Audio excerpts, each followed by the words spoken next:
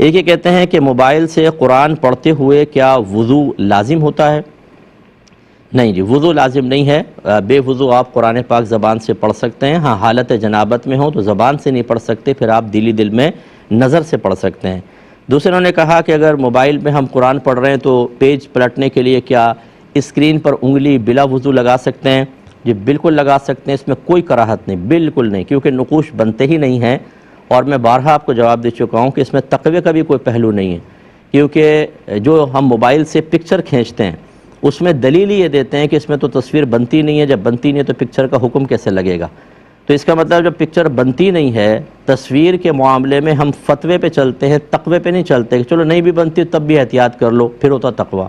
تو پھر اسکرین پر ٹچنگ کے اندر کہاں سے تقوی آ گیا؟ جو حکم اس کا وہ حکم اس کا، جو اس کا نہیں تو پھر اس کا بھی نہیں۔ لیکن ایک طرف فتویٰ ایک طرف تقوی، یہ مجھے سمجھ میں نہیں آتی چیز۔